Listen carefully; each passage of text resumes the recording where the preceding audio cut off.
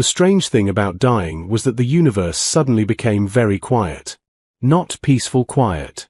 Suspicious quiet. The kind of silence that feels like something is waiting for you to notice it. Commander Elias Ward noticed it while lying in the dust of a battlefield that should never have existed. The sky above him glowed a deep violet, split by burning streaks of alien artillery. Every explosion flashed like a dying star across the clouds. Somewhere in the distance, metal screamed and collapsed. But the strange quiet remained. Elias blinked slowly. His armor HUD flickered in front of his eyes. Critical condition. Internal bleeding detected. Estimated survival time, 2 minutes 17 seconds. Well, Elias muttered weakly, that's not ideal. He tried to move his arm. It responded about as enthusiastically as a brick. Human forces had landed on the alien world of Verenth only 4 hours ago.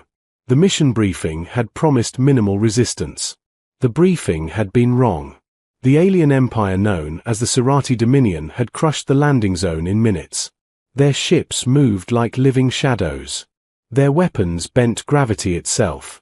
Humans had brought courage, stubbornness, and outdated equipment. It hadn't been enough. Elias coughed. Something warm ran down his neck. He stared at the sky again. Earth, he whispered. He hadn't seen it in 11 years. The thought almost made him laugh. The battlefield around him crackled with distant fires. Pieces of shattered dropships lay scattered like broken toys. Then something blocked the light above him. A shadow. Elias squinted. At first he thought it was a hallucination. The figure standing over him looked almost human. Almost. She was tall, elegant, wrapped in a dark coat woven with thin silver lines that pulsed faintly like living circuitry. Her hair flowed down her shoulders like black glass. But her ears were long and sharp. And her eyes. Her eyes glowed faint red in the smoke. Well, the woman said calmly, as if observing a mildly interesting puzzle. This is inconvenient. Elias blinked again. Okay, he whispered. Either I'm dying, or my brain just invented a space vampire. The woman tilted her head. Your species has interesting imaginations. So, hallucination then? No. Elias sighed. Great. The woman crouched beside him with quiet grace. Her movements were slow, careful, almost curious. She studied the damage to his armor. You will die soon, she said. Yeah, Elias replied. My suit mentioned that. She leaned slightly closer. Elias could feel a strange pressure in the air around her, like gravity had thickened. I am Nicera of House Virel, she said. That sounds expensive, Elias muttered. Her lips curved slightly. You are human. That obvious? Yes. Elias looked at her. You here to finish the job? Nicera shook her head. No. Comforting. She studied him quietly for a moment. You fought longer than the others. That's because we're stubborn. I noticed. Elias exhaled slowly. Let me guess, he said. You're one of the aliens that just wiped out my entire squad. Yes. Good to know. Nicera's expression didn't change. You are dying, she repeated calmly. Still aware. I have a choice. That caught his attention. Oh. I can leave you, she said. You will die in less than 2 minutes. Efficient. Or, she continued, I can change you. Elias frowned. That sounds like a terrible sales pitch. Nicera's red eyes held his. My species possesses a biological gift, she said. Gift. Others call it a curse. Comforting. If I bite you, she said calmly, my venom will rewrite your cells. Elias stared at her. That sounds unhealthy. You will survive. And the catch? You will not remain fully human. Elias closed his eyes briefly. Of course there was a catch. What kind of not human are we talking about? He asked. Nicera answered without hesitation. You will need blood to live. Of course I will, You will grow stronger, faster, harder to kill. Tempting. You will also belong to my kind. Less tempting. Elias looked at the burning battlefield. Everything hurt. His heartbeat felt slower now. The armor HUD blinked again. Survival time, 34 seconds. Well, Elias said quietly, this is a weird way to change careers. Nicira waited patiently. You understand, she said softly, this cannot be undone. Elias gave a tired smile. Lady, nothing about today can be undone. The wind moved softly across the battlefield. For a moment, neither of them spoke. Then Elias looked at her again. All right, he said. Nicira leaned closer. You accept. Elias sighed. You know what the funny part is? What? We humans always believed aliens would invade Earth someday. Nicira said nothing. But instead, Elias continued, I'm lying on an alien planet, asking one to bite me. Nicira studied him. You are strangely calm. Elias shrugged weakly. When you're dying, your standards get flexible. Another pause. Then he looked directly into her glowing red eyes. Do it. Nicira moved instantly. Her hand slipped behind his neck, lifting him gently. Her face lowered toward his throat. For a moment, nothing happened. Then pain exploded through Elias like lightning. It was not normal pain. It felt like fire racing through every vein in his body. Like his blood had turned into molten metal. He screamed. The battlefield disappeared. Everything turned white. His bones felt like they were breaking and rebuilding at the same time. His heartbeat roared like thunder. And through the chaos, he heard Nicira's calm voice. Live. Darkness swallowed him. Elias woke up to silence. Real silence this time. He opened his eyes slowly. The first thing he noticed was the ceiling. It curved smoothly above him, glowing faintly with soft blue light. The second thing he noticed was his hearing. He could hear everything. The humming of distant engines. The faint crackle of energy fields. And another sound. A heartbeat. Not his. Someone else's. Elias sat up slowly. His body moved effortlessly. No pain. No wounds. He stared at his hands. Okay, he whispered. That's new. A voice spoke from across the room. You adapted faster than expected. Elias looked up. Nicira stood near the wall, watching him calmly. Her glowing eyes reflected the soft light of the room. Elias blinked. Well, he said. I guess the vampire alien thing wasn't a hallucination after all. Nicira stepped forward. You are no longer dying. Good start. You are now something else. Elias stood slowly. His senses felt sharper, stronger, different. Something else, he repeated. Nicira stopped a few steps away. You are one of us now. Elias looked at her. Then he looked at the strange alien room around him. Then he said the most human thing possible. Okay.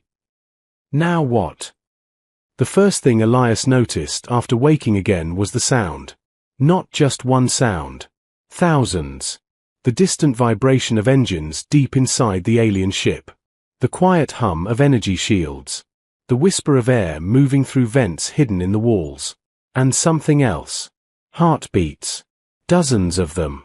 Elias froze. He could hear every single one. Some slow and calm. Some fast and nervous. All echoing softly through the metal structure around him. That, he whispered slowly, is definitely new.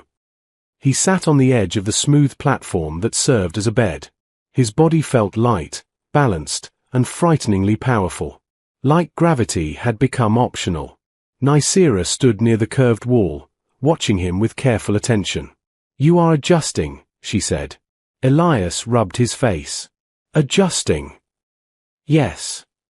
I can hear people 3 rooms away. That is normal. Elias looked at her. You call this normal? For my species. He stood slowly. The room seemed brighter than before. Every line of the walls, every glowing circuit beneath the surface, looked sharp and clear. Even the air smelled different. Metal, electricity, and something else. Something warm. Elias frowned. Is that? He paused. Nicira watched him. Yes. Elias sighed. Blood. Yes. Great. The hunger hit him suddenly. It wasn't pain. It was deeper than that. A hollow feeling in his chest that demanded to be filled. Elias leaned against the wall. That is a problem. You will learn control, Nicira replied calmly. Soon would be good. She stepped forward and handed him a small crystal vial. Inside it glowed dark red liquid. Elias stared at it. That better not be what I think it is. It is exactly what you think. He hesitated. Then he drank. Warmth spread instantly through his body. The hunger faded like a storm passing. Elias exhaled slowly. Okay. That works. Nicira studied him carefully. You are adapting faster than most. That's because humans are stubborn. I noticed. Elias handed back the empty vial. So, he said, looking around the alien chamber. Where exactly am I? My vessel. That's comforting. You are safe here. Elias crossed his arms. I'm guessing there's a but coming. Nicira's expression grew serious. There is. He sighed. Of course there is. She walked toward a glowing wall panel. The surface lit up, projecting a large holographic map. Stars filled the air between them. Hundreds of systems. One of them glowed blue. Earth. Elias immediately recognized it. His stomach tightened. You're tracking Earth. Yes. Why? Nicira looked at him. Because the Sirati Dominion is preparing to destroy it. The room suddenly felt colder. Elias stared at the glowing blue planet. You're joking. I do not joke about extinction. Elias ran a hand through his hair. Okay. Let me understand this. He pointed at the map. The aliens that attacked our forces today. Yes. They're planning to wipe out Earth. Yes. And you're telling me this now. Nicira folded her hands behind her back. Because you are now involved. Involved. You are no longer fully human. Still feels like I am. You also belong to my house now. Elias groaned. I really should read contracts before signing them. Nicira ignored the comment. The Sirati Dominion has hunted my people for centuries. Why? They fear us. That's promising. Our biology allows us to adapt quickly, she explained. We evolve faster than other species. Elias raised an eyebrow. And humans. Nicira looked directly at him. You evolve even faster. Elias blinked. Wait, what? The Dominion fears what humans could become. That's a new one. They believe humanity could one day challenge their empire. Elias looked at the map again. So their solution is genocide. Yes. He let out a slow breath. That's rude. Nicira turned off the star map. That is why I saved you. Elias frowned. You didn't save me out of kindness. No. Honesty. I appreciate that. You were a soldier, she said. You showed resilience even while dying. Humans do that. I know. Elias leaned against the table. So what's the plan? Nicira's red eyes glowed softly. You will help me stop them. Elias laughed. I just woke up from becoming a vampire-alien hybrid. You are also one of the most dangerous beings on this ship now. That seems unlikely. Nicira suddenly moved. Faster than Elias could see. In a blink she was standing directly in front of him. He hadn't even seen her move. Then he realized something strange. He had followed the motion. Not with his eyes. With instinct. Elias straightened. Oh. Nicira smiled faintly. Yes. He flexed his hand slowly. I'm faster. Much. Stronger. Yes. Harder to kill. Very. Elias looked at his reflection in a nearby metal panel. His eyes glowed faintly red now. Well, he said. That's new. Nicira walked back toward the star map. The Dominion believes humans are weak. They've clearly never met us. They also believe your species cannot adapt quickly enough. Elias smiled slowly. That's their first mistake. Nicira activated the map again. This fleet will reach Earth in 47 hours. Elias stared at the glowing enemy fleet symbols. Hundreds of ships. The largest invasion force humanity had ever faced. And what exactly are two vampire aliens supposed to do about that? Nicira's voice became calm and precise. We will not fight them directly. Good. We will outsmart them. Elias's smile grew wider. Now that sounds like a human plan. Nicira looked at him. For centuries, the Dominion has believed they understand every species they encounter. And humans. You are unpredictable. Elias crossed his arms. That's because we're creative. Nicira tilted her head slightly. Explain.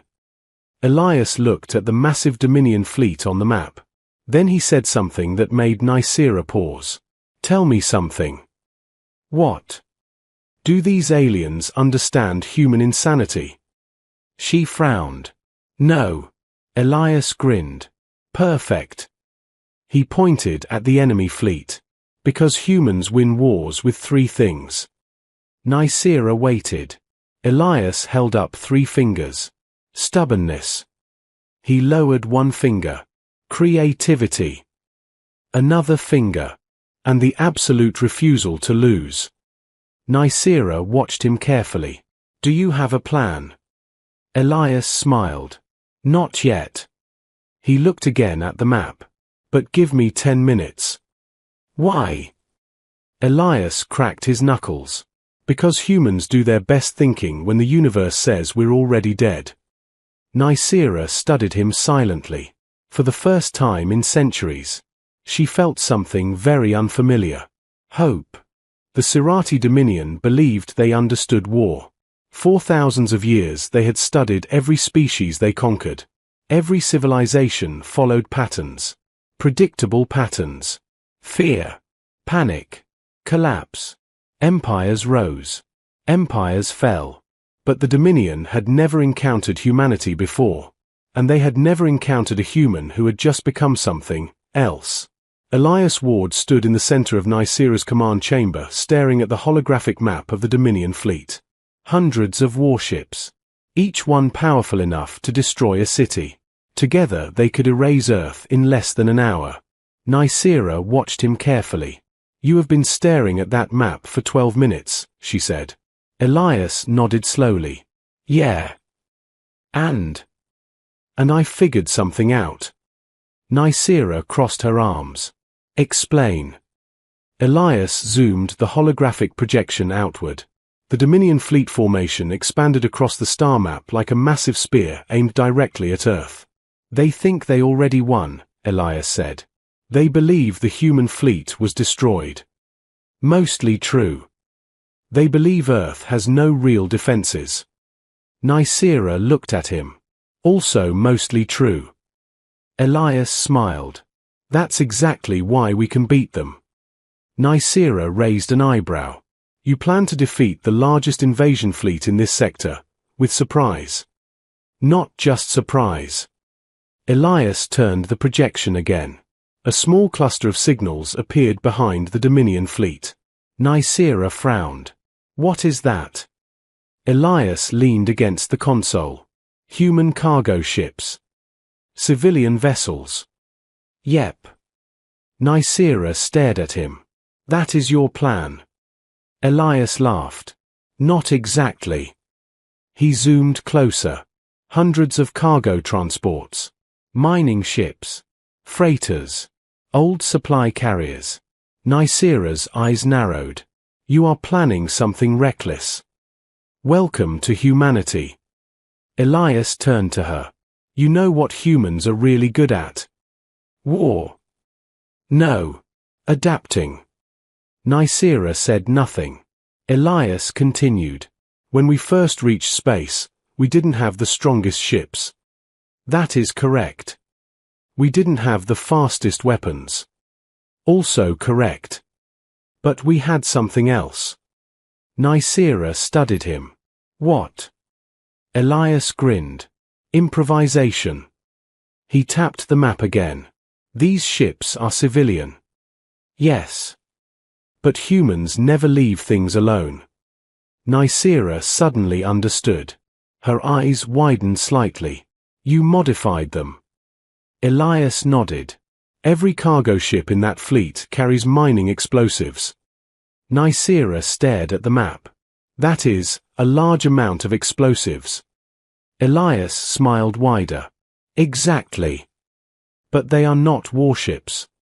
They don't need to be. Nicera leaned closer to the map. You plan to fly them directly into the Dominion fleet. Elias nodded. Autopilot. Sacrificial ships. Unmanned. Nicera blinked slowly. That is extremely dangerous. Elias shrugged. Human specialize in extremely dangerous. He turned to her again. Dominion ships are designed to fight fleets. Yes. They aren't designed to stop 1,000 exploding cargo ships. Nicera stared at him. That will break their formation. Exactly. And once their formation breaks. Elias pointed to another section of the map. Small blue signals appeared. Hidden ships. Nicera looked confused. What are those? Elias smiled. The part humans didn't tell the Dominion about. Nicera leaned forward.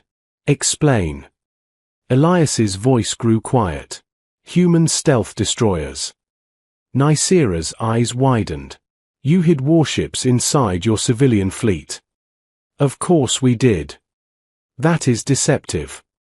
Elias laughed. That's called strategy. Nicera studied him carefully. You truly are unpredictable. Thank you. The holographic map updated. The Dominion fleet continued advancing toward Earth. 40 hours remained. Nicera looked at Elias again. You realize something. What? If this fails, Earth dies. And you? Elias shrugged. I was dying already. Nicera was silent. You are strangely calm about extinction. Elias looked at the blue glow of Earth on the map. Then he said something simple. Humans don't quit. Nicera watched him. For centuries my people believed humanity was fragile.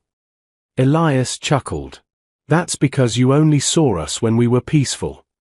And now? Elias's eyes glowed faintly red. Now we're angry. 38 hours later. The Dominion fleet entered the Sol system. Thousands of alien ships moved like a dark wave toward Earth.